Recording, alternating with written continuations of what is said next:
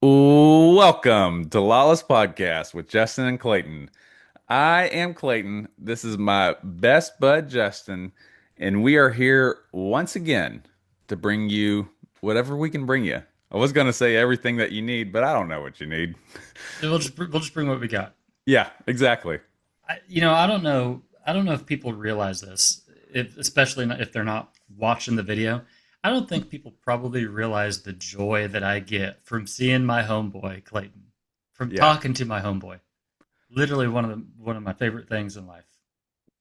man. Um, whenever I feel like I'm overwhelmed and I gotta shuffle things around, like, oh, maybe I can do a little less of this, a little more of that. Um, just coming to here and realize taking joy in these things. You know what I mean? Yeah, It's worth it. It's worth it to spend time with people you love, people you care about, your friends, your homies. yeah, If you're fortunate enough to get a best bud, that's a gift. that it is. That it is. What's new with you? What's going on with you this week? Actually, we haven't. I feel like it's been a couple weeks since we've talked. So give me a recap on life in general. Oh man, I am. I got a couple things to catch up with you about.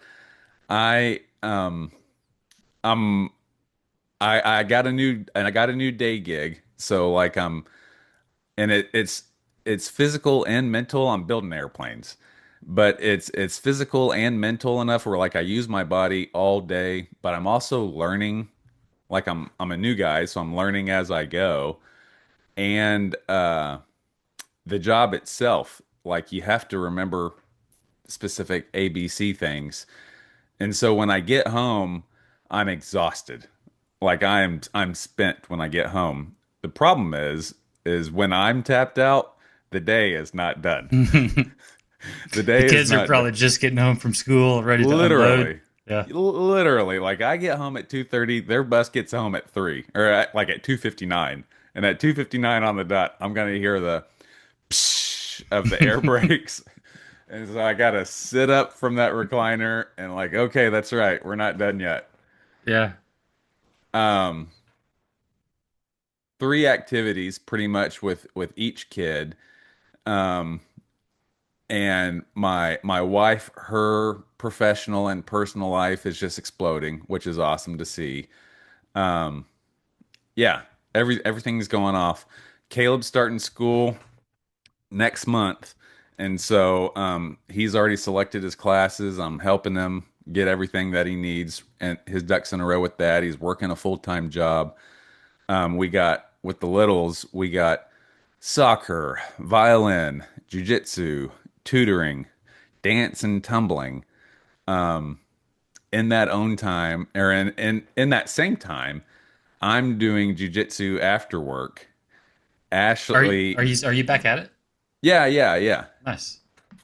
Was I taking a break the last time we talked? Or I might have taken a week off. Maybe it's just a week. I thought you'd taken a little break. Oh, well, I had a real busy. Yeah, that's what it was. Is when when we did last speak, I had a guest in town, which for about a week, and it worked out good because I was pretty exhausted then and starting new things then, and so I needed that gap that was immediately filled. But I got right back into it, and with jujitsu specifically, Monday.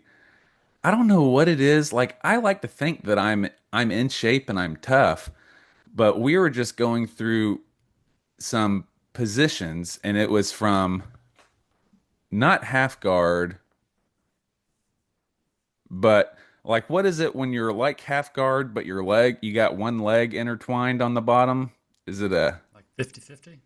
maybe something like that? Or maybe anyway, not where like my legs are out and I'm on I should half. know this because I do have a stripe if I haven't reminded you. Well, If okay. it's been a while, I should know this. You got a stripe on me then. But we were doing this thing where it was you had to do like a knee slice on their leg and then a knee slice across the belly. Well, we did that for 45 minutes straight, and I felt fine. I felt okay, And then we got to the last 15 minutes of class where it was live rolling. And of course, I'm trying to do what the instructor just told me, A, B, C, and it doesn't work when someone's Yeah. resisting. Yeah. And which means for me, I have to put 100% of my effort into strength then and hold my breath and try to muscle and gorilla this out. Well, as I was leaving class and walking to my Jeep, which is doing okay, which is doing fine, I realized my ribs really hurt. Like my ribs are, I got an ouchie on the right side of my ribs. Went home and spent the rest of the day with the kids, took a shower and whatnot, and laid down in bed and like, oh, I can't move on the right side. Like it, it hurts. I couldn't roll out of bed on my right side, and I sleep on the part of the bed where I have to exit on my right side. Yeah. So I had to, and still am like this. I have to roll over on my left to get up and then transition back to my right. That so that was on Monday. On Tuesday, like I get up at 4 in the morning to get ready for work, and I'm just completely numb on my not numb, but like useless on my right side, and it's actually in throbbing pain at this point. It's like goo goo goo goo. You feel your heart beating Yeah, fire. through Yeah. my ribs. Yeah. Chew up an 800 milli ibuprofen. Start my coffee. I'm taking new to me supplements with my coffee, which really help my mood and which really help my outlook. It's been pretty cool. I'm still experimenting with that. But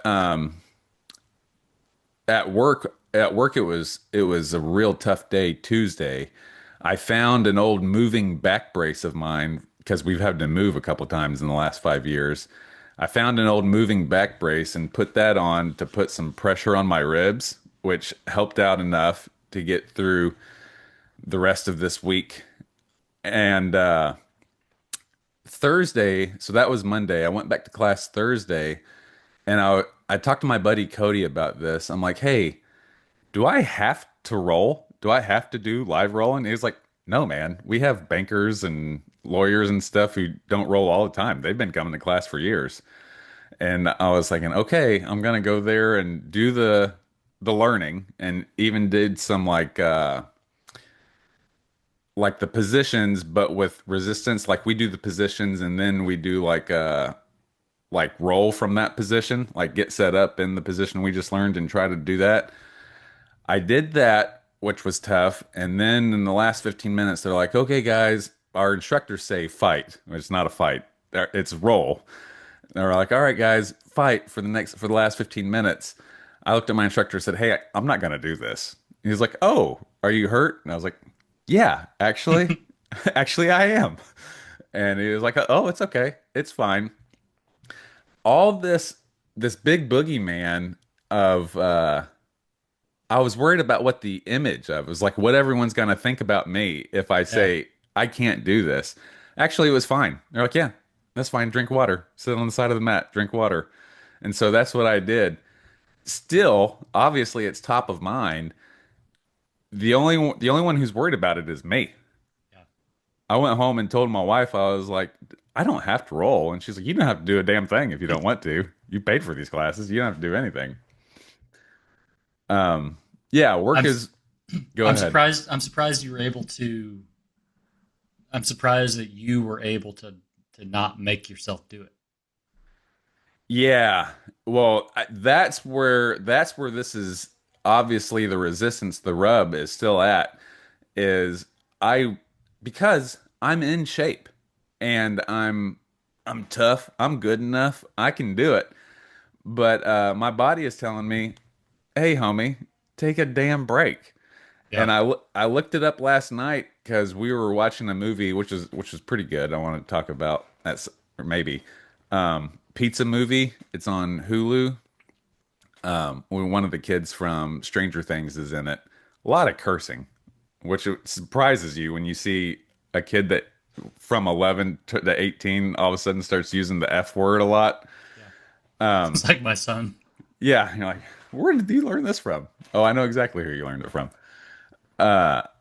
Allie was cuddled up with me on my right side, and when I went to sit up to get a drink of water, I was like, "Oh no, I can't do that." And I Googled on my phone. I was like, "How long do bruised ribs take to heal?" And it was like 3 to 6 weeks, is what Google told me. I was like, "Shoot, I thought I was going to be out of this in a week." There's probably nothing you can even do for that either. Just I the mean, back brace and yeah, probably, yeah, pressure probably helps it feel better, but I'll bet it doesn't do anything to heal it. definitely not to heal it. I've been told ice it, which I've been meaning to do, but I still haven't done. Ice and heat would be effective. Maybe I can do that today. The kids are on their way to some activities while we're doing this, so I'm gonna have some free time. Maybe I can heal in that time. I don't know. Yeah. Um, you kind of alluded to this, but something that I always struggled with when I was doing jujitsu was the coach would we would have the move of the day, Uh-huh. and he would show it. He would demonstrate it like 5 times, and you would walk around and catch every angle, and I'd be like, okay, I got it.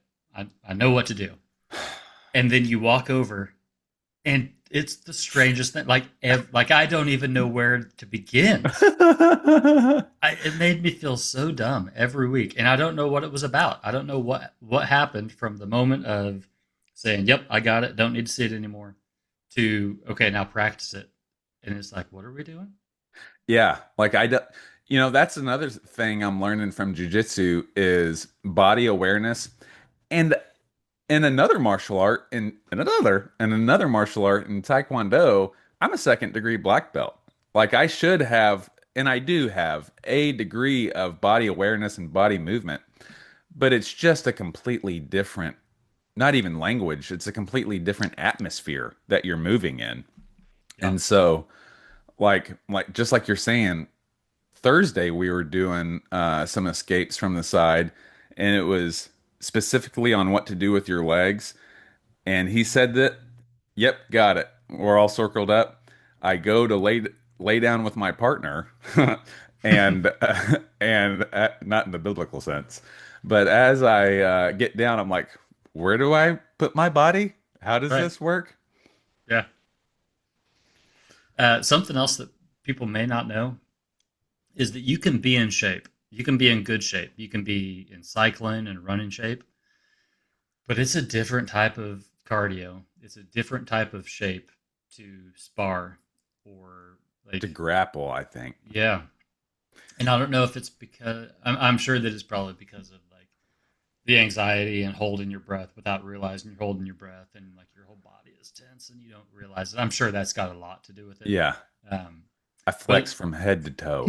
yeah, but it might also be like I've figured this out with soccer or football, Football, yeah. as I call it, Thank you. that there's a there's a big difference in being able to control your tempo, control your pace, but when that's dictated by somebody else, it really throws me off my game.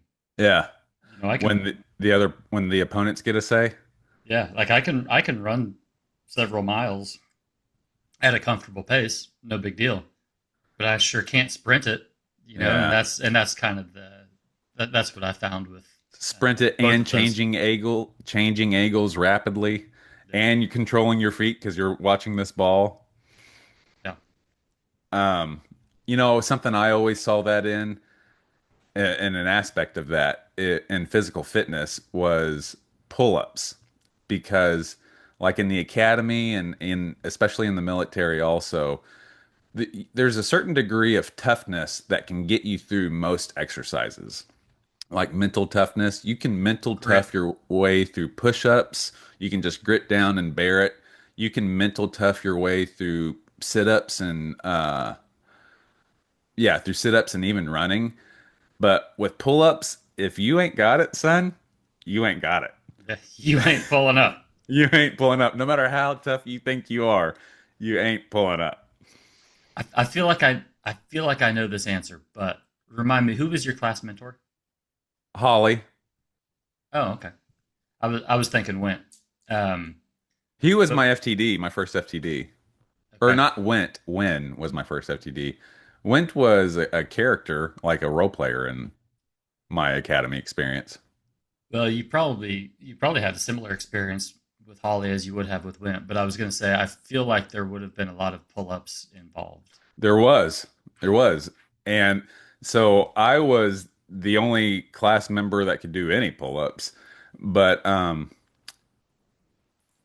I mean, I don't know where this fits in the story, but I could rack out 20 just because I was in 20 pull-up shape back then, and he used to he made me feel bad because he hung my pull-ups over everyone else's head because I was also the oldest member of my academy class. He was like, this old man can do 4 times as pull-ups as much as any one of you in here.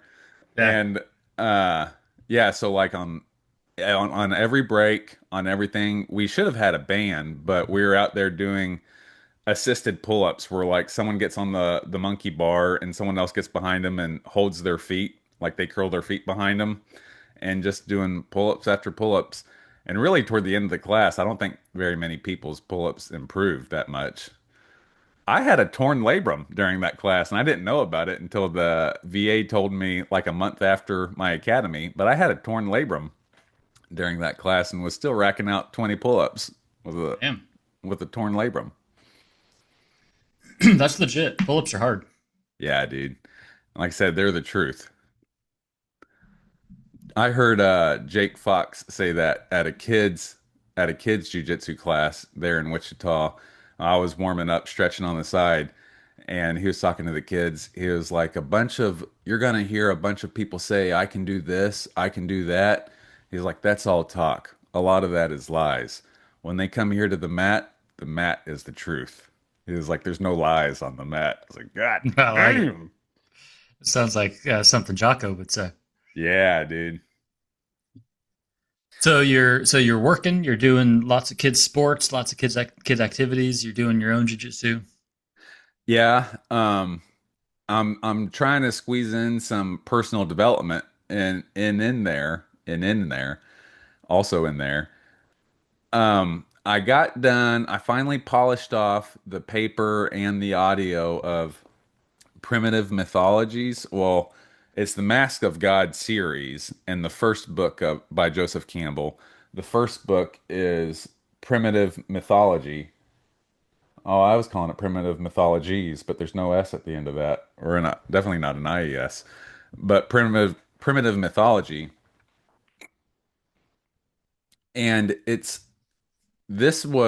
I learned a lot from it. You can see a big separation between cultures that were hunting specific, like a lot of the hunting primitive cultures were more lingam focused as like the in the Hindu tradition where it was more phallus and more male oriented, and then the more gathering cultures of the hunter gatherers that turned into the agricultural base, it was more mother oriented, and it was more mother goddess, which was a lot of the sun, the sun as the goddess. And in the hunters, the sun was tended to be masculine, and then the gatherers, the sun was feminine. And so you can see that diverge even to different geographical places in the world. It was is very cool. That book was very enlightening. I finished with it and I started Man and His Symbols by Carl Gustav Jung. I don't know if his middle name was Gustav, but C.G. Jung. Carl Gustav was the name of a anti-aircraft weapon that still was pretty effective. But that is really cool. I've heard a lot of people claim that Jung was an atheist, and he certainly is not an atheist. Um, I guess agnostic, which is where I put myself even now, of like, I know there's something, but Hmm. I can't put my finger on what it is. Hmm. He's maybe him and Joseph Campbell are an examples of educated or like more enlightened agnostics where like actually I have a pretty good grasp of the nature, but even like with Socrates, the more that I know, the more that I know that I don't know. Like Yeah. the more that I learn, the more that I know there's just no putting your finger on any of this. But yeah, they're all saying the same things and they're just doing it. I mean, these are the masters of explaining it. They're explaining it in a way where like God is not outside of you. He isn't a he. There's many masks of God. Which is funny because it's all something on the outside that's not what is behind the mask, but there's Hmm. different things that thing is putting on to really just to teach you different parts of yourself because that thing is in yourself. But Yeah. it's also in nature, in the universe around you. And it explains, which is what we want from religion. We want religion to teach us what's, It's what religion is. yeah. It, I don't know if it was you or Tupac posted that or shared that Pete Holmes video. I came across that a couple days ago, and he's another one that obviously he's not the level of Joseph Campbell or Carl Jung, but he's somebody that just I feel like gets it. Like That the was a way Joseph Campbell quote he says in that oh video. was it really Yeah. okay? Uh, yeah, like the way he explains that is it just makes sense. Like it really resonates with me. Yeah. Um, and I don't remember. I think he was talking about how the subject of a book cannot find what Oh is yeah. he can't I find posted the that. author because the author isn't in the book. The author wrote the book, and the best evidence for the author isn't. I wish I could remember how exactly how it went. Maybe you remember better. Well, yeah. But I mean, I don't remember. I'm really grasping for it, but I can't remember now exactly what he said. But yeah, it's like we're the characters inside of a book and we're trying to find the author. Like, is he under this rock? Where is he at in here? You're never going to find the author. Like, Harry Potter cannot find J.K. Rowling inside of any of those series. But what's funny and also kind of evident is actually she's in every molecule of Yeah, that book. yeah. Like He is she, an expression of her. yeah, Yeah, yeah, exactly. Man, it's so there's so many different layers, and like I said, the more you know, the more you learn, the more you realize how much you don't know. But Alan Watt said this. It's like God, and this is even he took this directly from another Hindu example, but it's like God is having a dream, and we are the characters in the dream. hmm, That's directly from the Vedas, I want to say, of we're we're in a dream. The universe is a dream of Shiva. Shiva's laying on a pond and a lotus is growing out of his belly button, and Brahma is sitting on that lotus. But really, Shiva's just taking a nap on a pond, and the universe is existing inside of that nap. hmm. Yeah. I really resonate with that. Um, I would say Carl Jung, Alan Watts. Um, I really hadn't been familiar with Joseph Campbell until you started talking about him, but he's another one. Pete Holmes. Um, I like I do like Ram Dass. A lot of the stuff that he says just doesn't connect with me. It just doesn't Yeah. land. Um, but that group of guys is that's those are my guys. Those are my sources right now. What Campbell's real gift is because he came by, even though he wrote his books in the 40s, um, like literally a decade or kind of contemporaneous with, or at the same time as Carl Jung was putting out his stuff. Campbell was a little bit younger. He passed away in the 80s. I want to say 84. But he was good at putting the message of Jung and Nietzsche and all of the primitive mythologies into a digestible message for everyone. That's what Joseph Campbell's real gift was, I think, was putting it all together and making it digestible for the common person. That's what Jung's mission of Man and His Symbols. That was his last published book while he was alive. Was to make all because all of his other works were scholarly. They're actually written for other psychiatrists, like as you know, as academic sources for them. Mhm. Man and His Symbols was supposed to be for everyone else, and there's a part in the introduction where this student of his is writing, and he says, I was the sounding board for Young and some of the other authors that he had write in this book because he had some of his Young had some of his academic coworkers, whatever, write parts of it.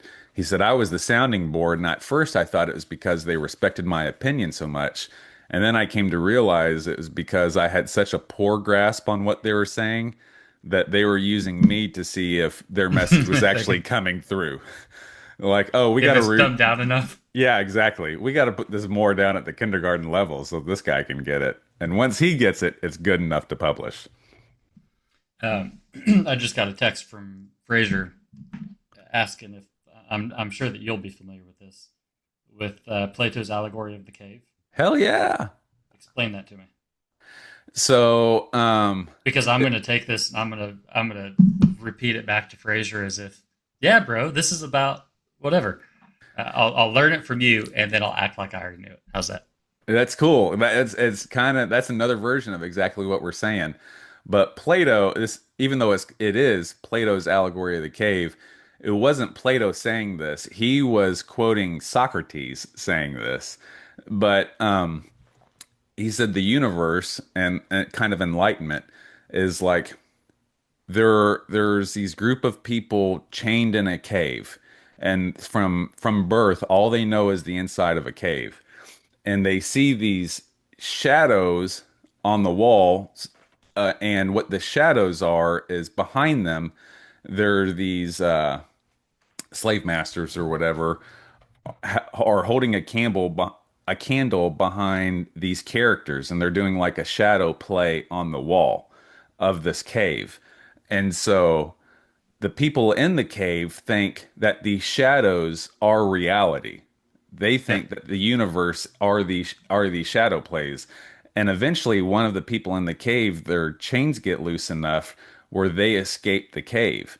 And so the first thing they come to is they see these marionettes, these puppets that were making the shadows. They say, "Holy crap, that's not reality. It's just these things that another man was manipulating."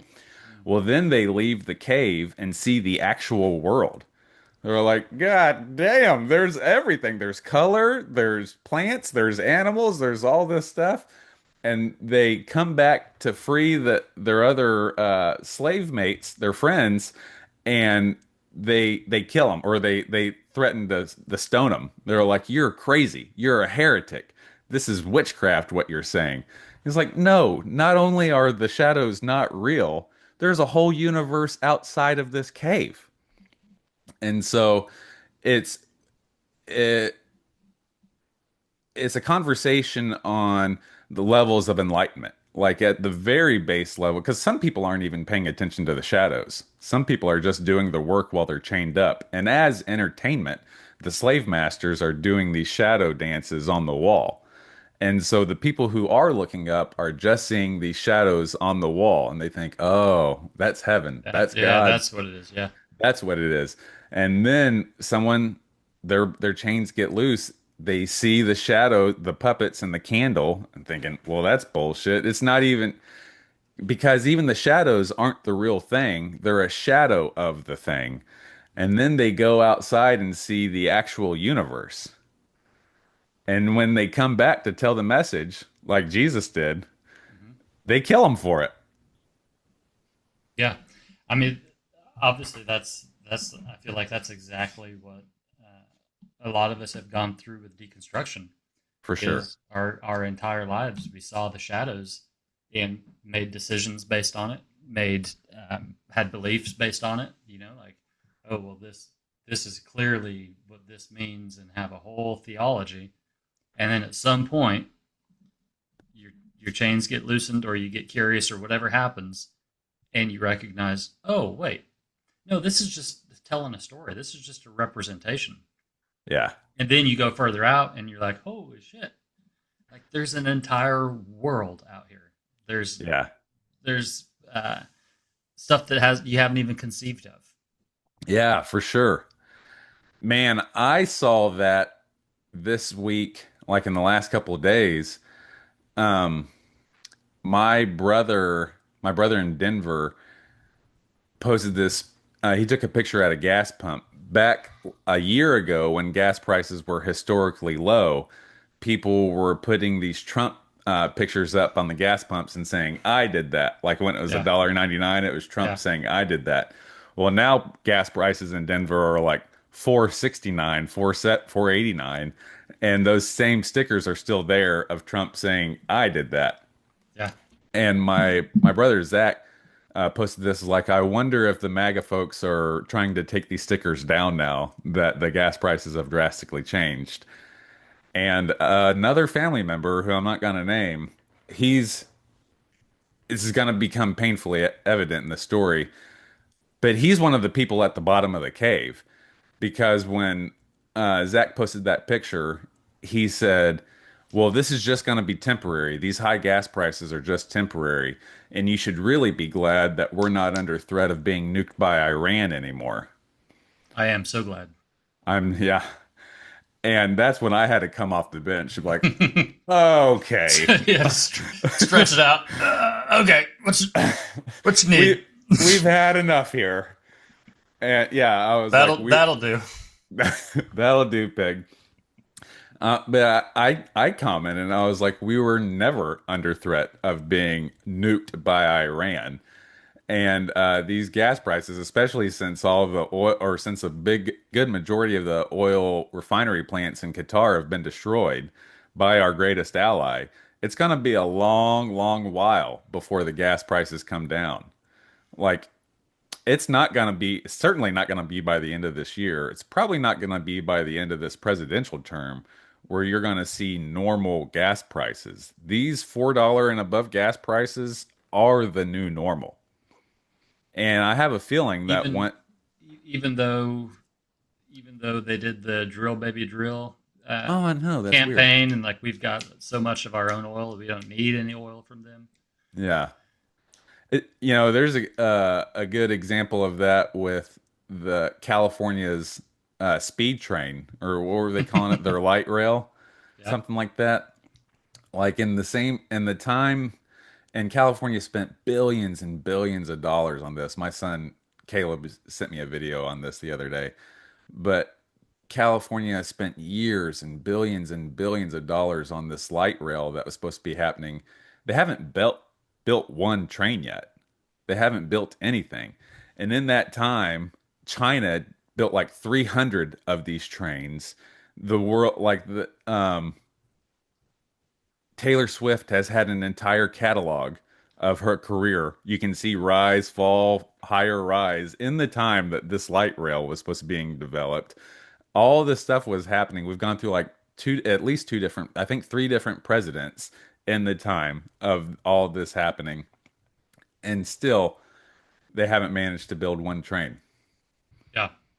Which I think is my opinion. My gut is that it's more than ineptitude. It's that it was never intended. This was money laundering, or It's just corruption. just corruption. Yeah. Yeah. Um, So yeah, I commented on that other family member's comment, which, is my own, this is my own mistake for even engaging in this. But I was like, we weren't under threat, according to our own director of national intelligence, who testified in March that they're not pursuing a nuclear weapon, and they're definitely not pursuing intercontinental ballistic missiles. To June, we join the 12-day war and completely obliterating their nuclear program. To now, all of a sudden we have to do land invasion. That's what's on the horizon. Land invasion to stop their nuclear program. The Straits of Hormuz are completely blocked. Iran's got an iron clamp on it. Like I said, Israel destroyed all the refineries, or a good percentage of the refineries in Qatar, to where the gas prices are not going to come down. And we've lost a C-130 in Iraq. We lost two F-15s in Qatar from friendly fire. And over the last couple of days, we lost another F-15 in southern Iran. That pilot and the weapons officer in the back seat were captured by the IRGC. And in search and rescue efforts for that pilot, for those crew members, we've lost another Black Hawk helicopter and an A-10. And so I think the as of a couple that was before the F-15, the official death count was like up to 13, and now with death and captured, we might be up to 20 service members now. I think they said there was like over 150 service members affected in the naval base bombings that were injured Mm-hmm. in those base bombings. This quick campaign is turning out to be not so quick and pretty damn costly. Do you think that do you think that they thought that it was going to be quick? We're just going to come in, kick ass, and Yeah, have our way. definitely. I think you see that in Hegseth firing everyone who was telling him no, that this wasn't going to be quick and maybe Iran was a bad deal. I think he fired like 15 generals in the last couple of days, generals and admirals from the Air Force and Navy and Army and Marine Corps. And Trump also, by getting rid of everyone who told him this wasn't going to be quick. I think he thought this was going to be another Venezuela, and he's learning pretty damn quick that Iran is not Venezuela. That's weird. I mean, the dude was really successful at selling hotels. You'd think that he would have a better grasp on warfare than Yeah, his top generals.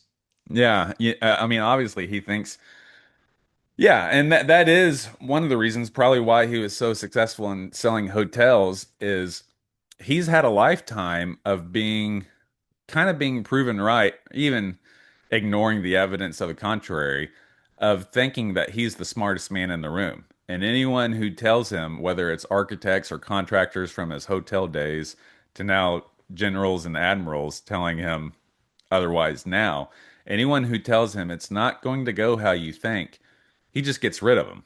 Mm-hmm. Um, Which is absolutely, and there are other people. I mean, there's a lot of people in the world in all types of industries that do the same thing. But what an absolutely terrifying way to lead, yeah, or to be under somebody's leadership that yeah, has that perspective. man, Because you can bullshit your way through a lot, yeah, and you can make things happen. You can grit your teeth, whatever. You can get through some things with that perspective, but it's going to run out, yeah. and I think that that's what we're seeing. The mats don't lie. The maths don't lie. You're right. That's it. Like you can talk a big game, Uh-huh. but at the end of the day, you probably ought to have a better strategy than just going in and doing whatever you think you want to do. Yeah. Yeah, and yeah, everything everything's a pretty good example of everything else. But yeah. Yeah. I'm curious though. I feel like the the what was it, the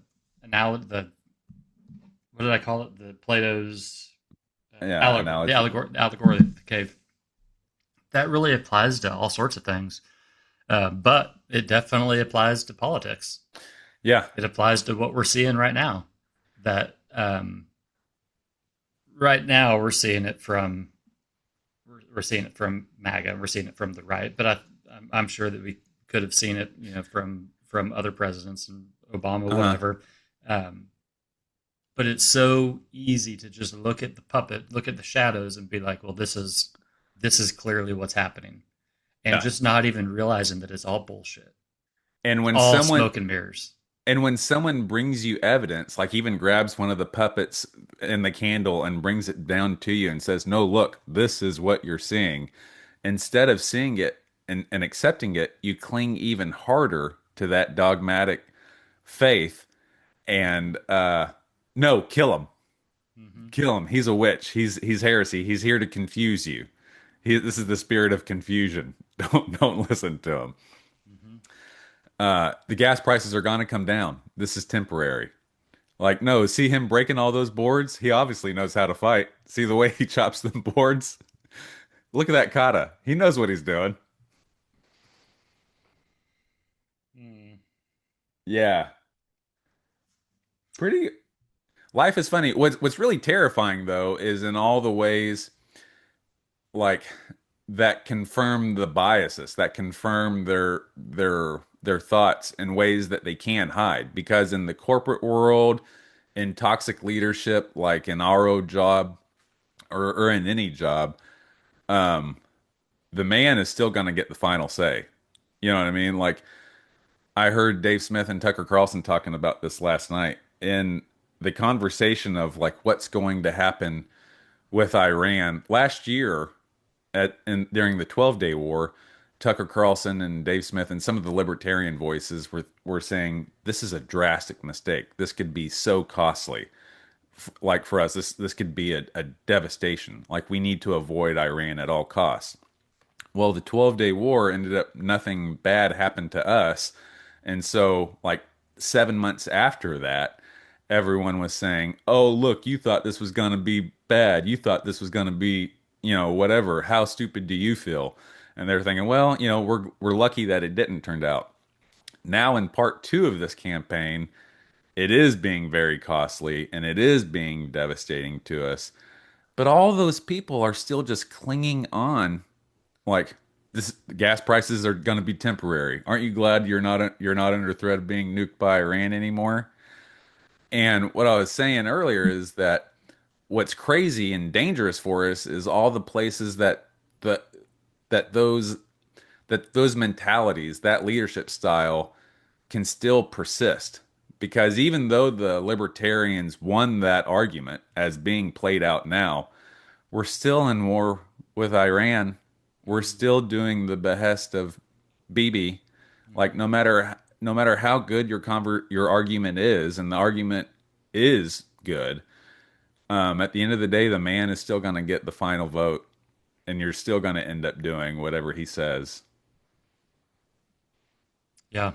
Um, there's a line in a song by Jesse Wells who I really like, and I don't remember who said this. It might have been you, it might have been T Bone, or it might have been somebody that we used to work with. Said that historically, it's not a good sign when folk music becomes so good. And Yeah. Jesse Wells is like the absolute king of folk music right now. I love his Hmm. stuff. But he's got a song called Red, and in that song, there's a line that says, "When he's gone and when he's dead in 15 years, we'll be here," and talking about how we're going to reap the consequences of his mistakes or his personality, his whatever it is that drives him to do dumb shit. We are going to be suffering those consequences long after he's gone, For as a sure. nation and as individuals. Yeah. Yeah. Yeah, that's the thing. That's why I mean, because right now it feels like everything was hopeless. Like we've said this before on here, but it's worth owning again. Is like I have to own. I actually did vote for this administration, and I did think this was the good idea. Well, I've I've learned from that, and I think it's a good sign now. You have to allow this to other people too, Yeah, to admit that they were wrong and admit that maybe they did make a mistake. But we're still, like you said, we're still going to be paying these prices no matter what. That's why the onus comes down. It is so important on who you vote for. I want to say, like, oh, fuck it, I'm not going to vote for anyone next time. It's all a game. Like it, no matter they're two wings of the same bird. I don't know if I'll vote again. Yeah, But but what? then What's your thought? it's it's so consequential on who you do vote for because, like we said last recording, is maybe a baked potato would have been better than this. Yeah, yeah. I'm glad that the But borders closed up, but maybe a baked potato would have been better. I mean, unless you get a true, and I don't know how you know this because I think that we thought that Trump was a true outsider, Yeah. and he was to some degree. But unless you get somebody that truly isn't playing the game, it really doesn't matter because it's the same game. It's just a different uniform. Yeah. The last president that really wanted Israel to not have nukes and wanted APAC to not have it, they wanted APAC to register as a foreign uh like operative um was JFK. He's the last one that wanted to slow all these things down that we're seeing the consequences of now. And they killed him. Who's they? I don't know. But they definitely killed him. You can never, because it most certainly was not just one organization. It was probably a lot of organizations where their interests coalesced and said, hey, let's get this guy out of here.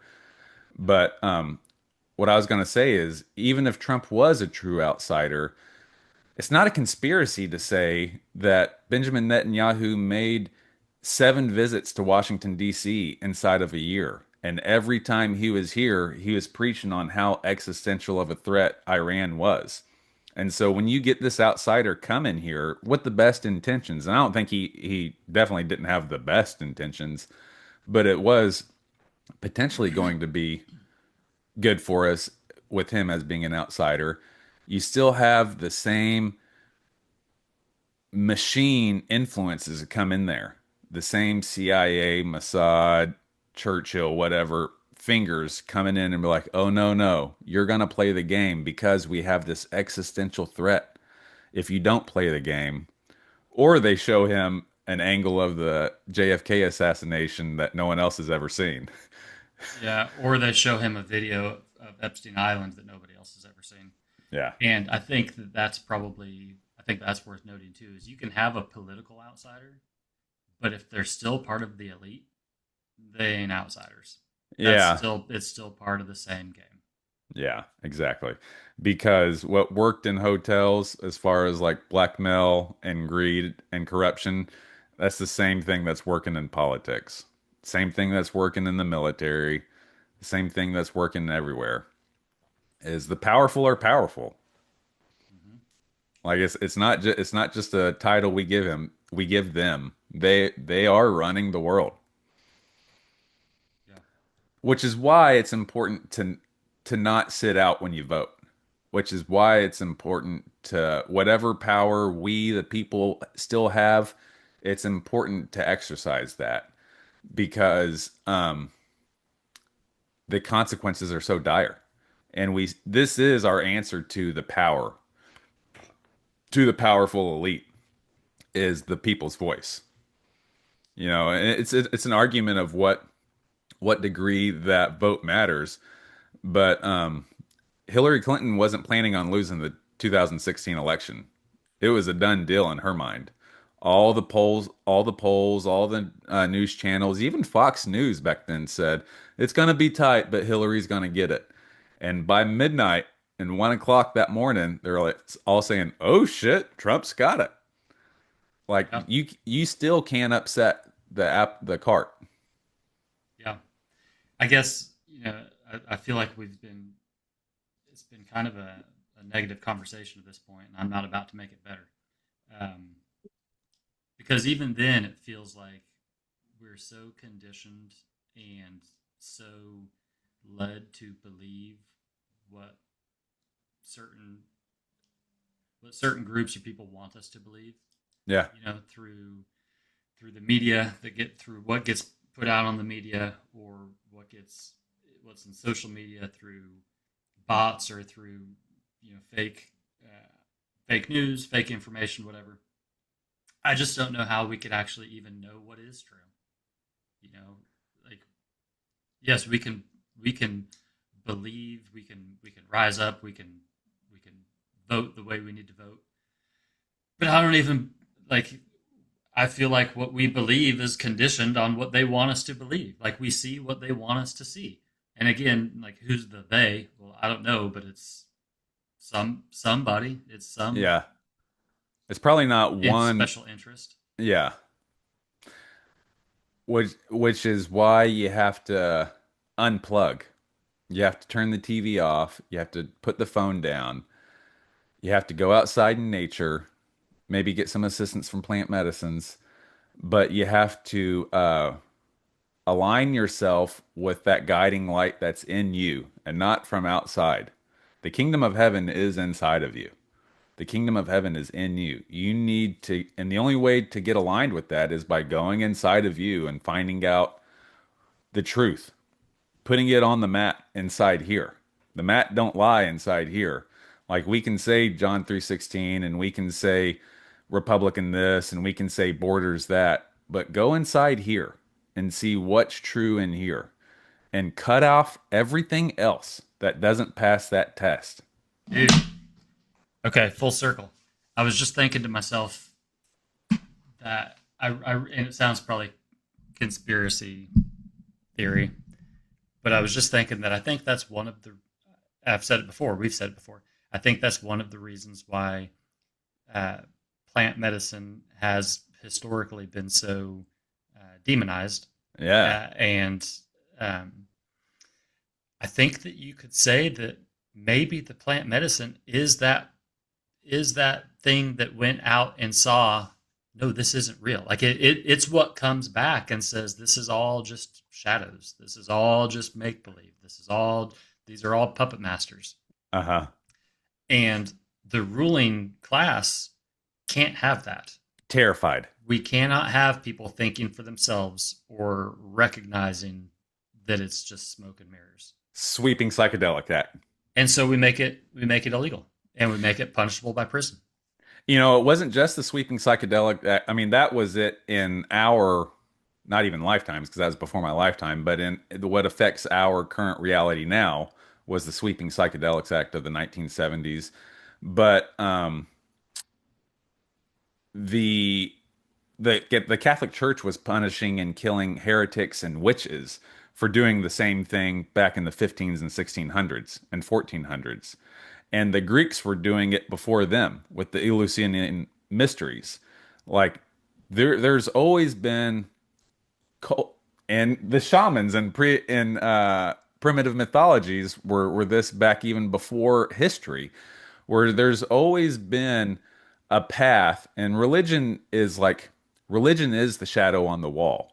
What it is, there's always been a path to look inside and to see the truth and to get, and it's really what's my truth is not going to be your truth. You know, not 100%, not necessarily, because all of our journeys are separate. You got to work out your own salvation with fear and trembling. But the only way, the guide to that is yourself, but the helper can be plant medicines, Mm-hmm. or it can be a prophet. It can be an author. It can be a good podcast or whatever. Um, there's the Immortality Key by John Morescu. He really leans into that about starting from the Eleusinian mysteries with the Greeks, which was this like in the Elysius in Greece. There's this cave where all of the ruling elites, like Marcus Aurelius, all of the Greek. There's a yellow jacket trying to get in my window and getting through that glass, homie. Uh, all of the He's like like that guy right there. Fuck that guy. get him. All of the Roman emperors, all of the philosophers in the Greek days, they would take this pilgrimage to Eleusia. I don't know this and go to this cave, and the evidence is based on yeah, just based on the evidence that we can muster, is that they would all take this psychedelic brew and be shown come to the realization in their own way. They all, when they all left there, they said that they all no longer feared death. and they had a different relationship with the gods of their time, and they realized that it's all inside of you. That like that was the point of Marcus Aurelius's meditations, was like, I don't need to go to the priest. I don't need to seek the counsel of my generals for this or that. I need to work out my own thoughts in this journal.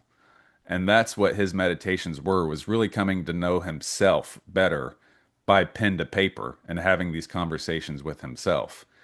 That was in the Greek times. In Morescu talks about in the Immortality Key, the first, second, and third century churches had women that were administering Holy Communion, and in the sacrament, especially in the what the remnants that are found, like I said, in the first, second, and third century Christians, is in the communion there was psychedelics like mushroom residue and ergot. There was ergot, which is a precursor to LSD, found in bread yeast. There was these ergot and mushroom residues found in the wine of Christian communion. And those women who were administering that in the secret home churches were witches. Those were the witches that were burned at the stake. And they didn't entirely die out. And so in the 14 and 1500s, they started making public burnings and public executions and public roundups as a thing. And that's where a lot of the fear mongering of these people come from in the Christian tradition, was the shamans and the people bringing these helpers to us. The power has always feared the truth of saying, you don't need the app. You don't need the doom scrolling. You don't need Fox News. You don't need BET. You don't need whoever's telling you what to think. You know what to think. And if you don't, unplug and work it out. Put pen to paper. Get on the mat. Mm-hmm. And it's okay. Like I don't think that that's saying you don't need mentors, you don't need guides. No, You just don't need someone else to tell you what to do or what to think. You don't need a pastor to tell you how to live. right. Yeah, because the danger is there's a lot of danger, and I think we see this in mental health now, or maybe mental health all the time, is whenever you realize, oh, the shadows ain't it. Whatever the shadows are telling me doesn't, that's not really it. But you never leave the cave, or you never go past that. You just realize that it's all doom and gloom. Well, then you're hopeless. Or like, well, what the pastor was telling me ain't true, and what everything else is telling me ain't true. I guess it's just all doom. I might as well unplug. I might as well go out. That's devastating, and that causes mental breaks. The hero's journey is to go on the journey. There's the call, and then there's the refusal of the call, saying, no, I don't want to go. Frodo telling Gandalf, I don't want to go on this journey. Well, Gandalf telling Frodo, you ain't got a choice. Sauron's coming whether you want to or not. And so there's the mental health problem. There's a potential for mental health problem comes whenever the shadows start to crumble, and the illusion starts to crumble. You realize the shadows ain't it, but you don't go further. The key is to continue and to go further, to face those trials, to find a helper. If it's a blessing from the universe whenever you do find a helper. But if you don't find a helper, then there's a helper inside of you. Read a book, find find books, find podcasts, find something that, don't give up. Find something that will start to answer these questions. Because yeah, the danger is when you don't, and you just give up. Mm-hmm. Um, Changing gears a little bit, For sure. but still talking about. I think Hegseth said this. Have you heard anything about the human alien breeding programs? I mean, I have heard some things, but nothing. I don't know what you're talking about. What have you heard? uh, Actually, I don't think it was him. Somebody recently, just a couple days ago, is talking about the I feel like briefings I they've. talked about this with you and Teapot, and I was mocked whenever I brought it up. Uh, I don't. I think that you. I kind of felt that actually. I felt like when you said that. Yeah, I mentioned this a year ago. You said it maybe just that. I mentioned this a year ago, and I was mocked.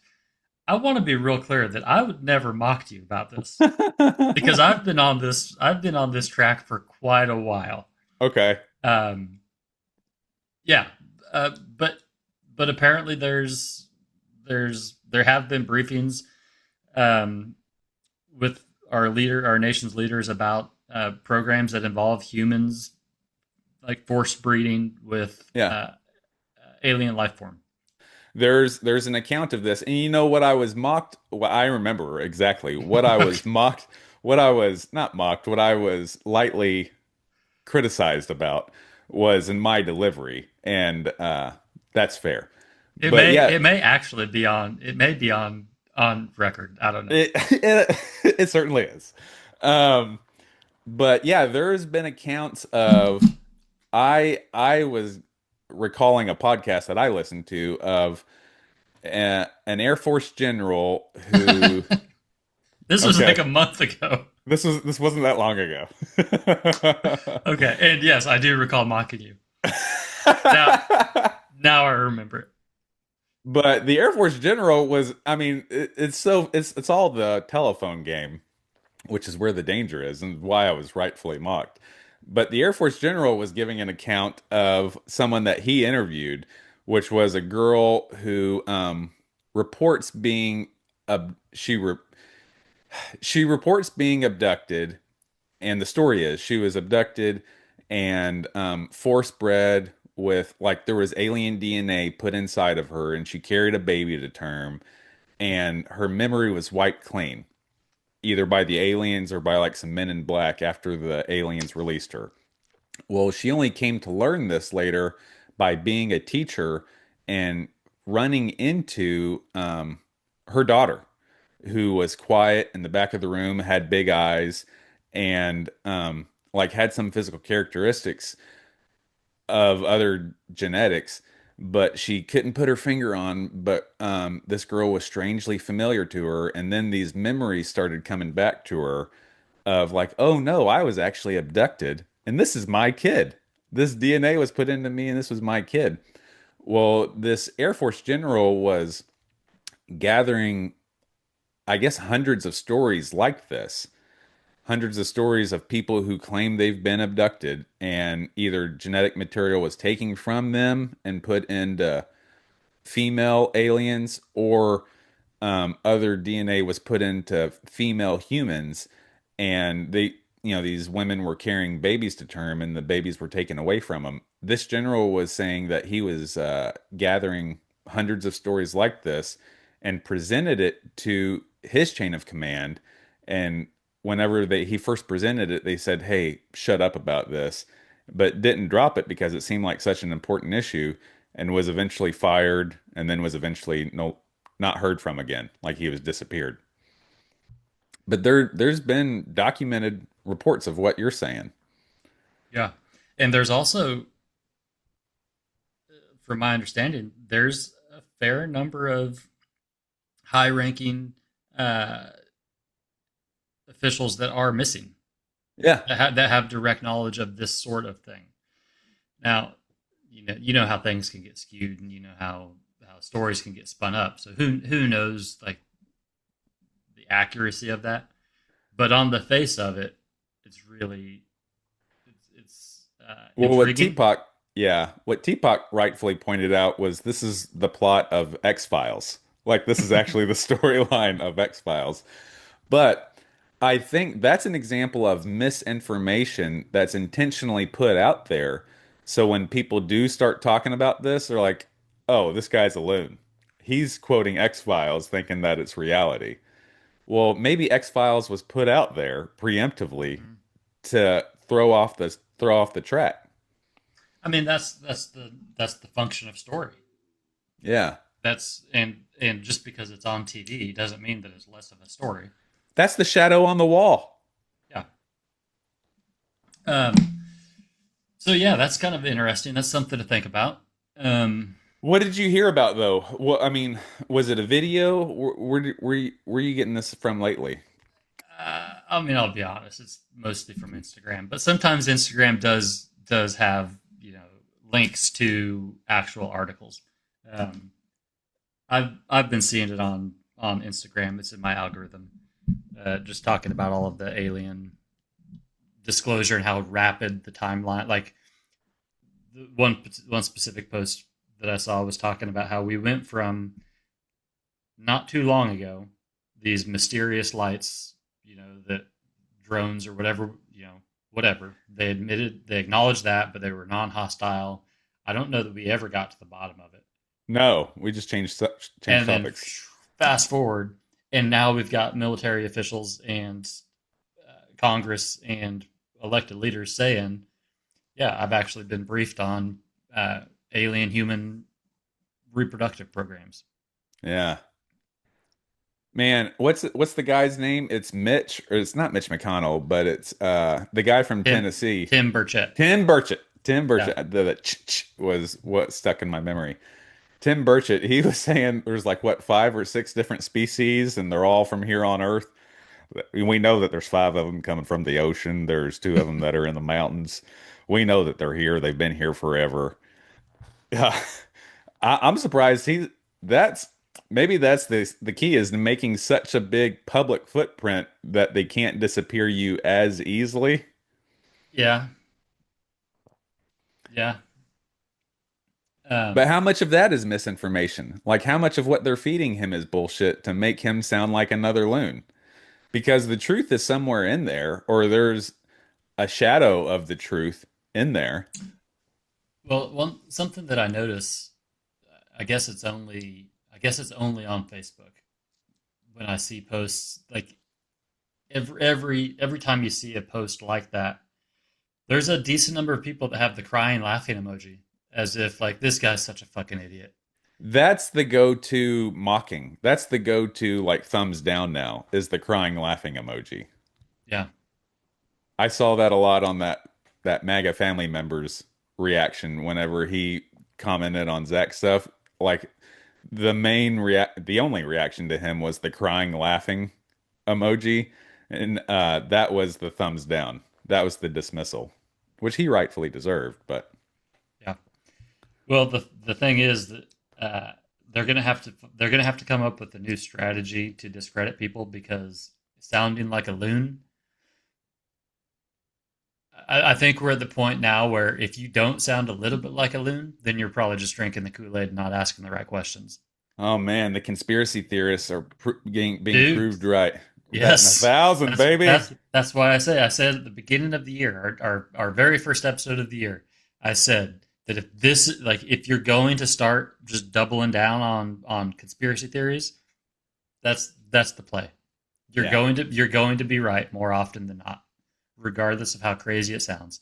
And that's why I'm willing to put some money, not actual money. I'm willing to put some of my reputation on the fact that Gerald the Dolphin, there's probably something to it Yeah. You because know, it's just crazy enough to be like, well, fuck, maybe he's telling the truth. oh, you're quoting the storyline of Aquaman. You're confusing the plot line of Aquaman.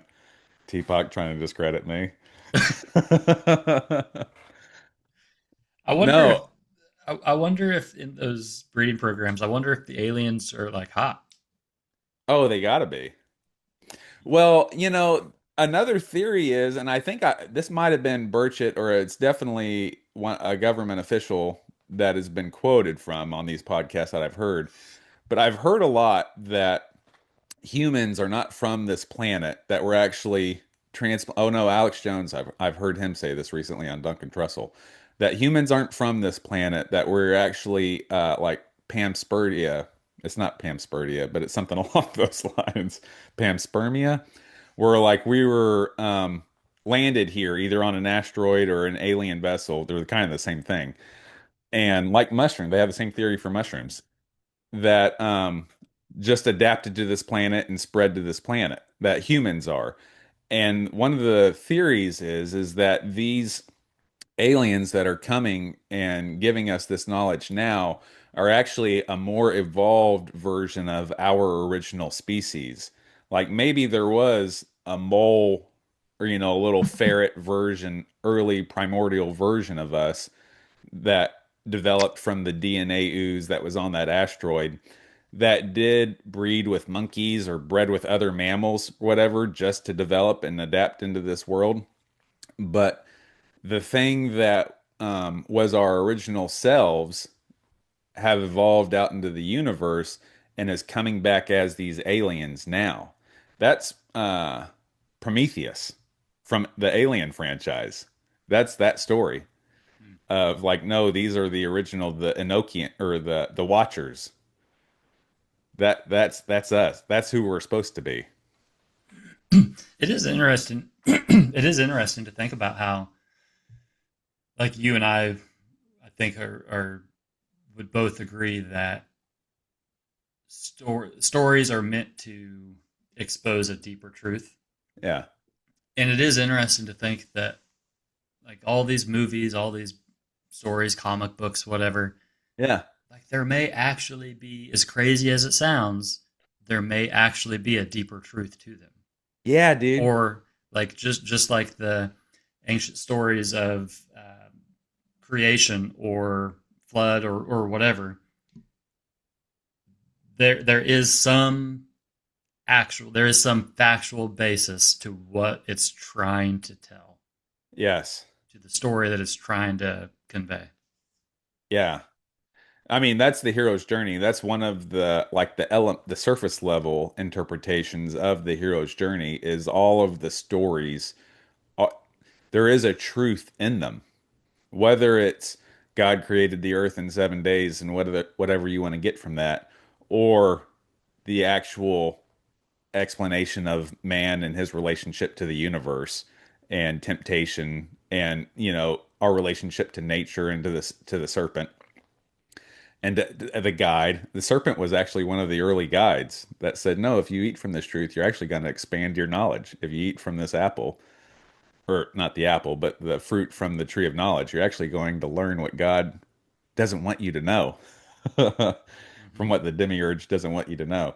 There's, it's that and X-Men. Like, hey, dude, you have superhuman powers and you can affect the world. You can fight these other seemingly unsurmountable bad guys out there that aren't really out there. They're actually all in here. But you have the power inside of you, and it's going to make you seem like a mutant to the rest of the world. They're going to call you freak and they're going to reject you, but you have super abilities. It's that, and it's the X-Files telling us what's Mm-hmm. true, but just in a on the screen to making it all there's like you're saying, there's truth in everything. I've wonder. I've never thought about this before. I wonder if part of the story of the Garden of Eden and the forbidden fruit. I wonder if the forbidden fruit could have been some maybe a mushroom or some Woo. sort of psychedelic. Because think about what it's saying that if you eat of this tree, you will have not you'll have knowledge Your equal with mind will God. expand. Yeah, You'll realize you're naked. yeah, You'll see yourself and have shame, over which is good and bad, whatever. But like I said, your mind will expand. yeah. Huh. I think another place where the shadow puppets show up is, I think that we're kind of seeing it with Christy Nome and her husband, Oh yeah. where you've got people that portray themselves as family values Yeah. and, you know, good old American, yeah, good old American family values. That's right. King James, Budweiser, Chevy trucks. Yep, all things America. And you sometimes you realize that that's not true either. Yeah. It's just a shadow. And I think T-Bone sent a message this morning that I thought I appreciated. I appreciated the fact that despite this, It is funny. I mean, it on the is funny. surface, It is funny. It to like learn just that Christy Gnome's husband recently got outed by like a Reddit group on being part of like what is it called? A bimboification. bimboification. Yeah, I keep wanting to say slutification, but that's not right, and I'm not gonna slut shame. But bimboification. bimbo shame. Bim That's on the table. well, especially whenever you're portraying yourself That's it. as King James, Chevy, Budweiser of all American values, and even not just ridiculing, but adding to legislation that would incriminate or that would take away the freedoms of people that you yourself are. You're Yeah. just not living your truth and Which hiding it. Which, by the way, I think that you could Lindsey almost Graham. say 10 out of 10 times, at least 9 out of 10 times, when somebody is when publicly somebody is staunchly against something, 9 out of 10 times, I think you can say that there's something there. There's something they've got personal experience with it, or that's something that they're actively engaged in. Thou dost protest too much, as Shakespeare said. And yeah, so clearly it's been going on for a while. Uh-huh. So yeah, there's part of it where it's like, fuck you. You knew this was happening, and you still created laws or attempted to create laws or supported laws that would harm somebody else when you're engaged in the same thing, or at least the same thing is happening in your home. Yes. So there's part of that, but then there's also part, and this is what I appreciated from T Bone was, man, I can imagine the loneliness and the isolation that he must have felt in not to Because I mention the think we fact can that, all identify with that. I think we've all experienced a version of that. yeah, I think it's worth noting too that it's also come out that she's been involved in a years long affair with a staffer of hers. And probably this has happened before. Yeah, which just goes back to the fact, it goes back to the bullshit of pretending like you're this Christian value, family values, MAGA identity. That's just not true. You're I, just wearing a jersey. Real quick, I forgot that Ashley left my daughter here.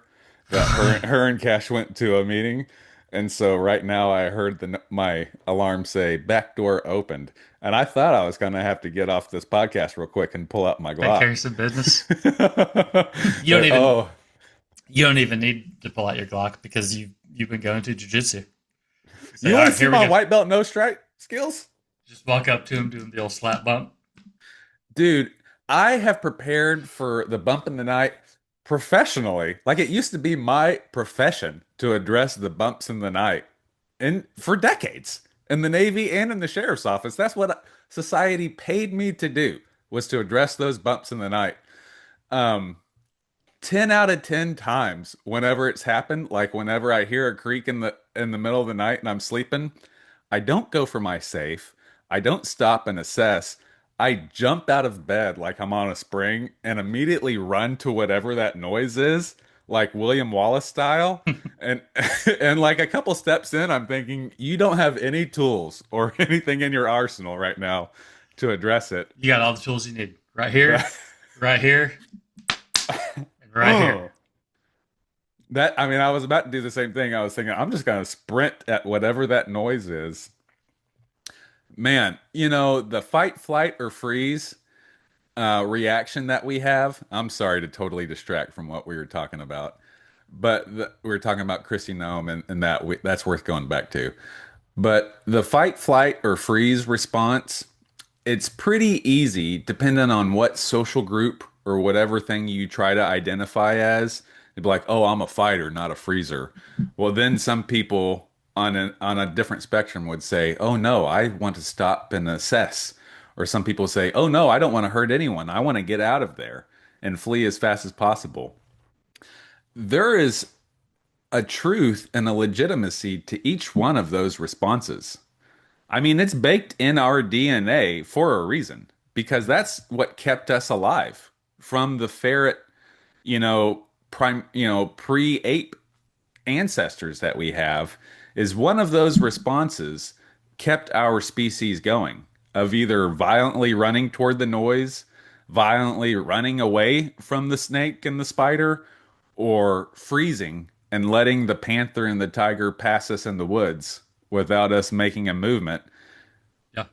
It's pretty easy to criticize the other whatever other version of that there is from where you are, but they're all pretty legitimate. They're in our DNA for a purpose. Yeah. That's what kept us, that's why we're here. Yeah. Which one of the, I mean, I know which one you are, but when you hear a bump in the night, what's your go-to reaction? Uh, I think you're more of I'm a thinker. I am. I assess. Yeah. And so, did I tell you? Did I tell you the other day about how I've got? Uh, hang on one second. Um, I need to transfer some money to my daughter real quick. Hmm. That's never going to change. It's never gonna change.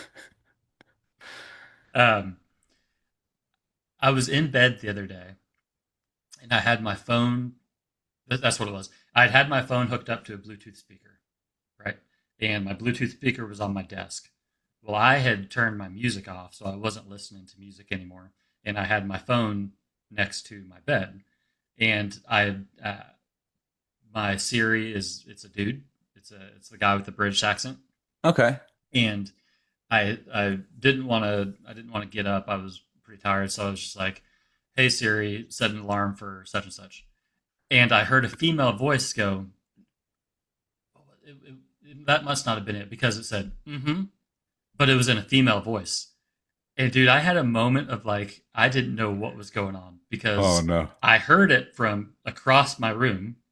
I didn't recognize it as my Siri because my Siri is a British guy, and I hear this female voice just going mm-hmm, and I had a moment of panic, but Yeah. I assessed and was like, okay, I figured it out. But yeah, when I hear bumps in the night, I'm not quick to jump out of bed. I'm not quick to like go to the fight. I want to figure out what's going on. I want to get a That's lay of the smart. land. I don't feel like it's freezing per se, um, but it's certainly not. It's certainly not fighting right away, Yeah. and that served me well. That served me well in my careers Yeah. to not be quick to react, to just kind of take the middle path, or to at the very least assess which path to take. Yeah. Yeah, I see that now. That is admirable. I see that. I see my own reaction from the bump in the night play out, and my reactions to pretty much everything is like Leroy Jenkins. That's kind of my vibe. That's my go-to. That's one of the things I love about you. Um, oh, so Lindsey Graham and what's Chrissy Nunn's husband's name? Like, right now Brian he's just something? Brian. I think so. I don't know. Brian Nome. Um, yeah, I mean that's also a story as old as time. Like I said, Shakespeare was talking about it. Thou dost protest too much. Is the people who are often 10 out of 10 times is probably safe, but the safest is 9 out of 10 times. The people who protest the loudest about this, especially when it's a victimless crime or when it's, when it's a moral issue, when it's the websites or what you do in the privacy of your own room, as long as it's with a consenting adult. Um, you know, the whatevers, there's endless examples. The people who demonize that and at worst take away someone's freedom and in history take away they harm them, Mhm. those are the people that are it's easy to judge and maybe rightfully, absolutely rightfully judge them as being just despicable. But I mean, give some compassion to them if you can. Like, what kind of hell is that guy living in? He has a tyrannic, authoritarian wife that has been put on the world stage as being not too intelligent, at least not in every way, not too intelligent with her communication skills, with her evaluation skills, as played out by her example as the director of Homeland Security. He has a tyrannical, I'm going to say, stupid wife that, I mean, what's the hell that he's living in? That Yeah. he has to hide his true self to put on some styrofoam tits on a Reddit page. How I feel like we talked about this in our group chat. How how did that had that not come up? How had that not come up in a background investigation or Yeah. uh, by an adversary or like the way that it got found out is kind of mind blowing. Well, you have to know because that's what police is rolling through my neighborhood. That's what that was the whole point of one of the conspiracies of Epstein was is that these foreign actors are constantly gathering information on you and gathering information on everyone. There are certainly I'd be surprised if the Russians didn't know. Almost certainly the Chinese probably gathered because with TikTok and with all of their technological Yeah. certain advantages over the rest of the world. They've had been gathering information. Our adversaries certainly knew. That's why it's important to do a thorough investigation, of event is it vetting? I was going to say venting, a vetting of these officials because you're not trying to shame them. You just want to know what skeletons they have in their closet so it's Yeah. not exploited by the Chinese and the Russians. Yeah. Why do you suppose? Do you think that was just would have been just too low on the radar, like too low on the list of priorities that they would have exposed that? Why do you? No, I Why is it think just now that coming out?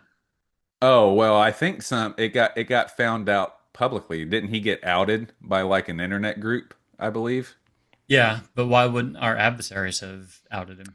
Oh, because they keep that close to the chest. They that's in a dossier somewhere back in the motherland. Uh, you know, that's also was the point of Operation Midnight Climax, which our own CIA developed, and really these skills had been around forever. They just put them into policy was to get these people in compromising positions and to learn all their skeletons so you can exploit it later. Well, yeah, That's a and trade craft. the I guess the fact of the matter is that it's a lot more valuable to not expose them, but to let them know that you know. Yes. That's where the power is. Yeah. It Because just once you've put it out, once it's released, well, you really don't have any power anymore. right. Whenever you want to vote one way on something, and then all of a sudden an envelope shows up in the middle of the night that has a screenshot of you in a Reddit group and says, I don't think you're going to vote this way. You're not, you're going to change that vote to Yeah, protect that image that you're portraying out to the world, you know, yeah, that's so true. you, so you don't get exposed to protect that shadow. Yeah, I mean, and in fact, I would guess that's probably exactly why it hadn't been leaked. Yeah. Not because Yeah. people didn't know, but because it's not valuable once it's known. It's Right. valuable as blackmail. It's valuable as a secret just between you and me. Yeah, I know what you're doing on these groups. That's why, I mean, that's just another example of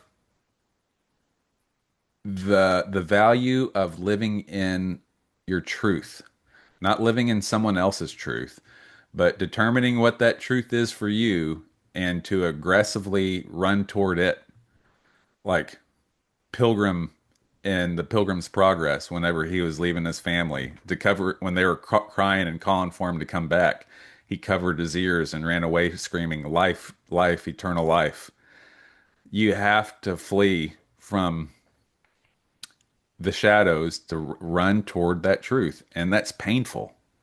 You're leaving behind your identity, the identity that you thought that you wanted everyone else to see, the identity that you were putting out there in the world. Hmm. Because if not, someone else is going to learn that true identity, even if it's just you. You know, that voice inside your head that says, "You're a fucking liar. What you're doing out here, look at you, pretending to be this nice guy. I know what kind of piece of shit you are. Hmm.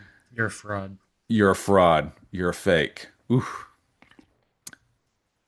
Until you finally wrestle with that and accept who you truly are, that's those voices are always going to have leverage on you. Hmm. Those voices are always going to have a vote because you don't want to upset that apple cart. Hmm. But you Yeah, don't want to be and out of control either. You don't want to just be a lunatic. right. Um, but once you release the attack, and of course I say this as if I've achieved it, which I haven't.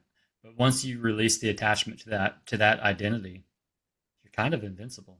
Yeah, dude. Like once you're no longer attached to whatever it is you think you are, nobody can take anything from you.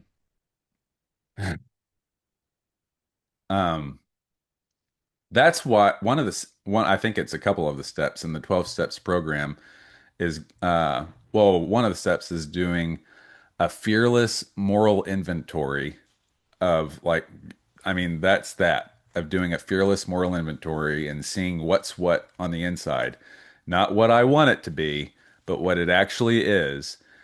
And I think it's two of the other steps involve you going out and making amends, you going out and admitting what truly happened, and then going out and admitting it to those other people and seeking their forgiveness. Whether you get it or not, that's not on you. Hmm. But going out and say, "Hey, I hurt you." Um, Yeah, yeah, and even just being able to acknowledge that to yourself and to yeah, somebody else, um, because then you're not a fraud if you once you acknowledge that. Yeah, I don't have. I'm just trying. yeah. This is who I want to be. It's not who I am. Um, once you're honest with yourself and you can be honest with other people, um, it's very freeing. It's very liberating. There's lots of stories in mythology, specifically religious mythology, but the Greeks had versions of this too. And it comes up in our dreams. Joseph Campbell and Carl Jung talk about this. Like whenever you're running from something in your dream, whether it's like a dog or a monster or whoever it is, that boogeyman that's chasing you, um, almost every single time, and then it's something else when this doesn't happen, but like every single time, whenever you stop and turn around to look at what's chasing you, you wake up because you've done that work. Like you win. Whenever you stop running from whatever you're running from and turn around and take that fearless moral inventory and see what it is you're actually running from, you don't need a dream anymore. You've learned the lesson. Yeah. One of the most profound moments that I've had in my personal life is not that long ago. This probably 6 months or less when I felt depression coming on, Uh-huh. and I was just able to say, okay, like, why are you here? Yeah. Let's talk about it. And what that did for me was it allowed me to stop running from it. It allowed me to stop being afraid of it. It allowed Yeah. me to stop trying to do all sorts of things to soothe it or to cover it or to mask it, whatever, and actually look and say, what is this about? What do you Yeah. need to tell me? Like, why are you here? Uh, and it's been very freeing. Yeah, very enlightening. That's surrendering to the Holy Ghost. That is that is the surrender, which is funny because it's not a surrender. That's also running toward the bump in the night or charging toward what you're afraid of. But that's surrendering to God, to the higher level of consciousness that is in you. that is in all of man, because all of these lessons have been here forever. They've just changed different languages and different masks to meet the group that it's in. But the story is still the same. Stop running, stop hiding, take down your mask, surrender, address what's what, and live in your truth. Yeah, that's a superpower. It is. I just wish it wasn't our nature to. It's our nature, or at least it's my nature, to not confront those things. Oh yeah, what's scary? Yeah, And you see what happens. I mean, life teaches you through all sorts of different ways, but you see what happens. Like, did you see Fred turn around and confront that monster? That monster fucking ate him and tore him to pieces. Yeah, I'm not going to stop and surrender to that monster. I'm not going to stop and turn around that monster. Life teaches you with examples of people of the consequences that happen to folks who do confront authority, the consequences of people who do confront their demons. I mean, it wasn't definitely wasn't voluntary, but Brian Nome is now no longer living in secret as a bimbo file. It is the whole world knows it. Like that gives two very different messages to everyone who's seeing it. Some people see that and say, "Oh, I got to do a better job at hiding who I am." And we're back. and technical difficulties, but we powered through it. So, what if I can try to channel that thought train I was on was it's scary to do that, to confront that monster. That monster is scary, especially when it's chasing you. When you see what happened to Fred in the village, like you don't want to turn around if you see the consequences of that have happened to other people. Like, did you see what happened to Fred whenever he turned around and faced that tiger? That tiger fucking tore him to pieces. Well, going back to Brian Nome, there's two different, very different, I guess it's the same example that we're all seeing, but people can learn or go down two very different paths with how they interpret that. One of them, which is unfortunately would be most people, is they see that and think, I need to be better at hiding my secrets. I need to Yes. be better at Yeah. keeping my mask on Yeah. because I don't want that to happen to me, what happened to him. But man, the harder lesson to learn, but definitely the truer lesson is I need to not have secrets. I need I to not need have a mask. I need to not have a mask Yeah. Which because go ahead. oh, I was gonna say that's like you were saying, that's the superpower. If I turn around and say, "Here I am. You can't do anything to me." Like I said in the dream, that's when you wake up because you have learned the lesson. I think the absolute hardest part though is to not wear a mask even for yourself. Yeah. That's the hardest part. Like That takes some it's work. it does. It's one thing to be like I'm just going to be who I am. I'm going to be honest. I'm going to be transparent, whatever, with other people. But it's so much harder to do that with yourself and to let go of. This is another thing that I've been working on that's had a big impact is to let go of that attachment, even of who you think you are, Yeah. not who other people. Like it's one thing to release. I recognize that I can't control what other people think of me. I Yeah. just can't, and it's, it's something I don't even want to try to do anymore. Yeah. And that's one thing. But the next step is saying I release attachment of even who I think I am, Yeah. and just acknowledge that.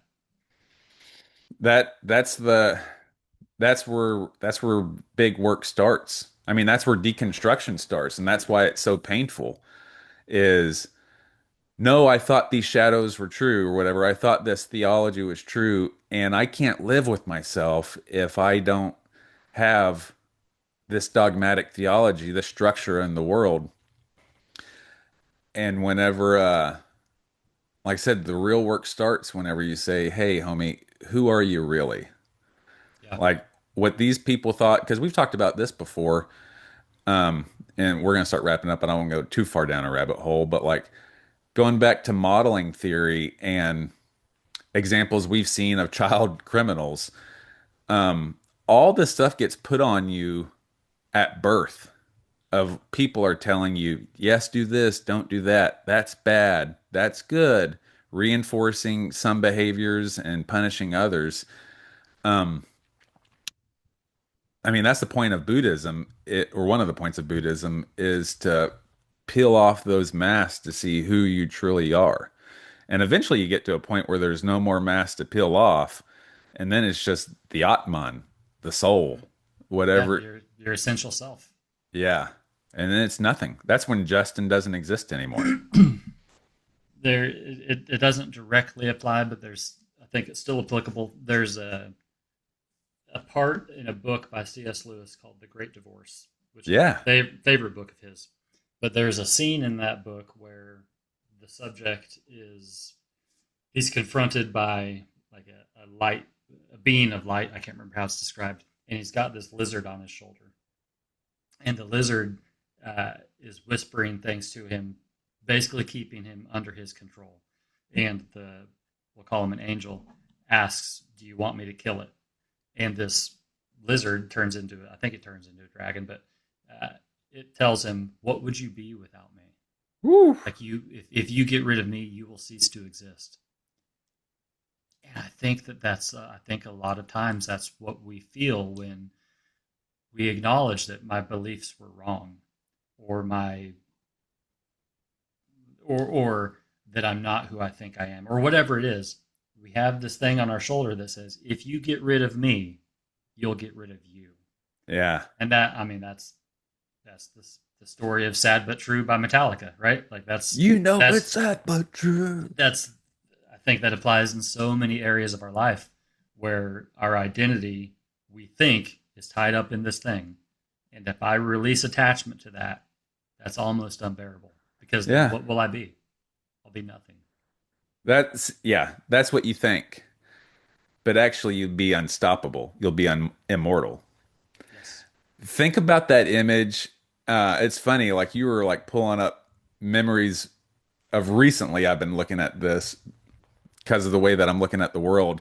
But I follow some like super Catholic pages on Instagram now, which for whatever reason I super resonate with them because I'm putting these lenses on the way that I interpret all of the world. The image they've been posting a lot of Michael, the archangel, driving a spear through the face of the dragon, and it was like I've got one on my salvation. desk. I'm Oh, not sure what it really? is. I love that image. Yeah. And I think even the quote was, sometimes religion isn't passive, sometimes it is violent, which they're putting their own bro interpretation on this. But what a powerful message of that being of light saying, "You want me to kill it?" And thinking about how fucking violent that killing's gonna be. Michael the Archangel driving that spear through the mouth of that fucking dragon. Because, and it is violent. That it is violent and painful and messy and dirty and bloody. But that's where salvation is, homie. Maybe the best part of that scene is after the angel kills it. It's like writhing around and it's like doing its thing, and then it transforms into like this stallion or something like that. It transforms into this great being Yeah. uh, that is so much better, so much more than it was. Yeah. Like it completely transforms it. Confronting your shadow and integrating your shadow, killing the mask of your shadow and integrating into it and using it as a superpower. Yeah, dude, this conversation has me wanting. I want there's songs I want to listen to now. Yeah. There's I downloaded while we were talking. I downloaded the that Carl Jung book you were talking about, Man and his symbols. Man and the Symbols. I want to reread The Great Divorce. There's it's got me all excited. Well, this isn't coming from me or you. We're just vessels. We're That's it. chan we're just channels for what you listener already know. You said it, man. You said we were going to bring it. Yeah, You, dude. you weren't lying. It has been brought in. It has been considerate brought. Consider it brat. Consider it a nice, juicy jalapeno cheddar brat. All right, homeboy. Well, I don't know if I mentioned it on here. I know I told you beforehand that I'm headed out to the Southwest tomorrow. Headed to Albuquerque Albuquerque. with Fraser, and then we're going to go up to Denver, and it's going to be a pretty quick trip. But we'll be back in a few days, and I probably need to do some laundry and Tell Frazier packing. needs to hop on the podcast again. I will. I will. He did a thing the other night that was so cool. There's a coffee shop in town, kind of in Delano, kind of a hipster vibe. And on Thursday nights they have people bring vinyls, and you just get to DJ. And so Oh he yeah, had a whole stack of records, and I went up there with him, and we were just hanging out while he was playing all of his favorite songs from his favorite vinyls. It was cool. It was a lot of that fun. is awesome. He's a cool cat. I want to get to know him more. Yeah, he's a smart guy. Lots of good dude. Cool. All right. My brother, I love you. Listeners out here, like, heart, share, subscribe. Please write us at podcastlawless@gmail.com with all of your inquiries or suggestions. We still have lawless confessionals for if you want to get something off your chest and we help you through it. Or help might be a big term. We Walk. dissect it. Yeah, we'll walk through it with you. We'll walk through it with you. That's right. We're not going to do anything for you, but we'll be here with you when you do it. And same goes for lawless Bible studies. If you want to give us your particular verse or sermon that you've had a bugaboo with, or even just a religious experience that you want us to talk about on here, we're open to it. All of those things, we can take it through comments or messages on the platforms. We check those, but the most direct way is through podcastlawless@gmail.com. Make sure you check out our videos on YouTube. If you're just listening to this, we there's a video of it on YouTube. We're also on the metas and all the RSS feeds. I think that's good enough of plugging our stuff. We're everywhere. We're everywhere, and we're not going anywhere. Long after Worldwide. we're gone, this will be here. Sometime you should check our stats in other countries again. That was fun. Yeah. Okay. Even if whether they're whether they're bots or AI, whatever, I don't care. I think we found out that they're true. I talked to a guy who's living in Germany who traveled with his family to India. He was listening to us Oh, in okay. both of those countries. And also, there was a guy, same thing in South America, who messaged me from one of the things that we say on here is like, I don't think anyone's listening to us. There was a guy in South America that said, Oh no, I listen to you, just so you know. That's so cool. That's so cool. So share us with your people. Yeah. We want to get the word out, and You're not the only one who could use this. If you thought this was useful to you, it can be useful to other people. And like I said, me and Justin aren't the ones coming up with those ideas. We're just synthesizing the thoughts that are coming. it's kind of funny. It actually struck me a couple times uh, in our conversation today about there's so many times where I'm like, oh, like I really think I'm onto something, and then you realize, nah, bro, somebody else was onto that thing like hundreds of thousands or tens of thousands. Like this is like I had this thought about we talked about it about energy or whatever. Yeah, Are it's you talking Buddhism. about chi? Yeah. Yeah, they Yeah, talked dude. about that once. That's right. That's why it's part of the mask of God and primitive mythologies is these thoughts and these things. You're not the only one going through these struggles. You're not the only ones having these ideas. This is a part of the human experience. This has always been around, and it's not your kids, unfortunately, are going to go through the same thing, and their kids will too. They just need to go on that journey. They need to go on the path. Love it. All right, bro. Well, I look forward to talking to you soon. I look forward to talking to you. I love you. Love you, bro.